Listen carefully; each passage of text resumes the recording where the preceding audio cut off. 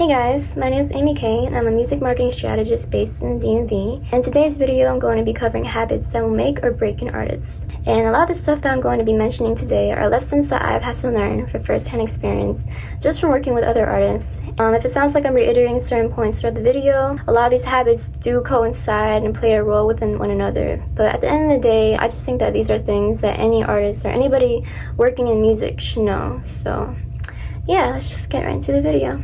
Also, if it looks like I'm staring off into something, I do have my notes pulled up, so hopefully that isn't distracting. But the first habit I want to touch on is reassessing your situation. So as you know, one of the most important skills to have as an independent artist is being organized and planning out your releases. But something that we tend to skip over is knowing when to check in with yourself and when to make those quick turnarounds and be flexible. Let me give you an example of what that may look like. So I was working with an artist at the time, and we had built out this whole spreadsheet of this rollout plan that we had made for their project.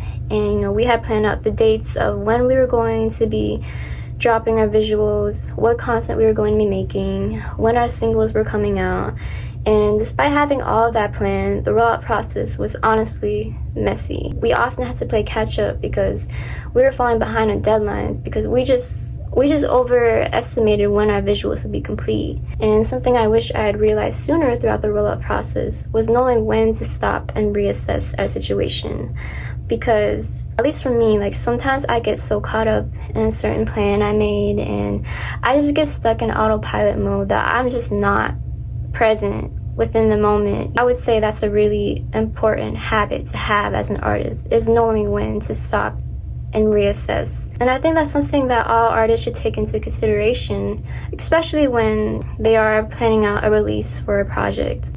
I suggest breaking things down and making sure that you refine each process or each single before you decide to move on to the next phase. Because sometimes following things exactly how they are, it kind of ends up working to your own detriment. So just having that flexibility and being aware and asking yourself those questions what went wrong within this process? What can we do better? How can we do better?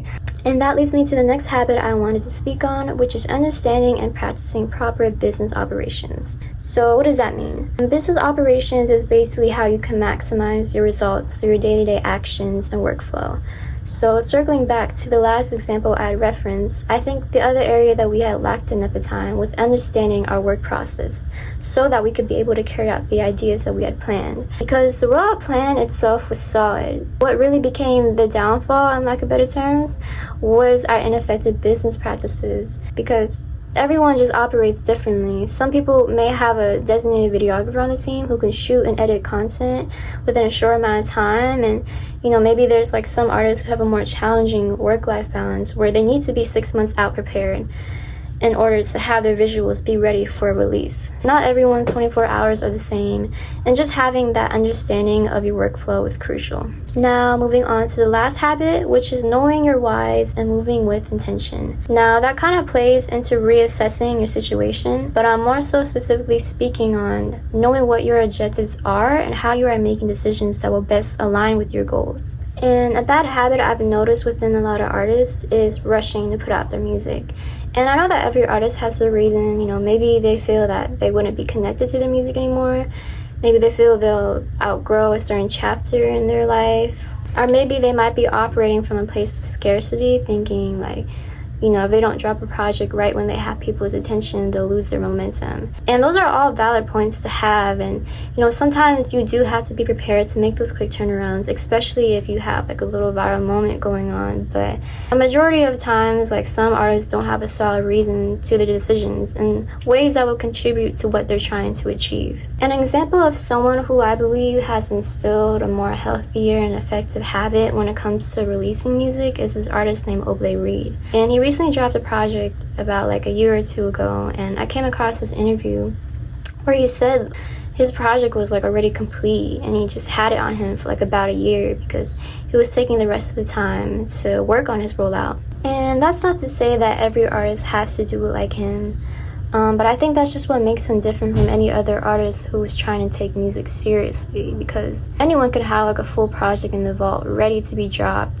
anytime, but there was a reason why he didn't drop it out of impulse, and it was because he cared about how his release was going to be executed and communicated to his audience.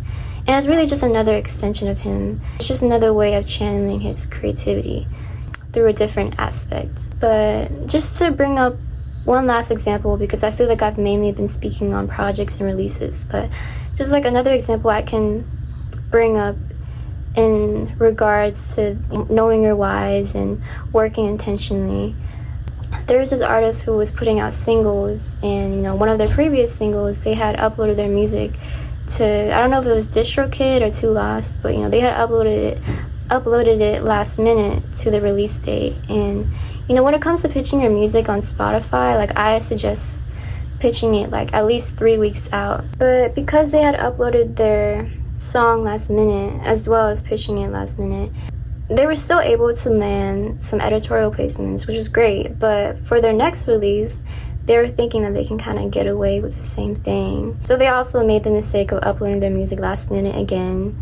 And yeah, I don't know, those are just bad habits that, I just don't think that artists should put into practice. Because it may have worked the first time, but I just feel like when it comes to your music career, you don't want to bet on it. Those are the principles that you're going to be setting, and it will translate. And if not now, it will catch up to you at some point. So yeah, that's basically everything I wanted to touch on in regards to this topic. Leave a comment if there was anything I had mentioned that, you feel you had resonated with, or if you want to share anything that, you would like to work on as an artist. But yeah, if you want more content like this, subscribe to Embrace or follow Embrace on YouTube and Instagram, where I provide free music marketing content. And yeah, I will see you in my next video.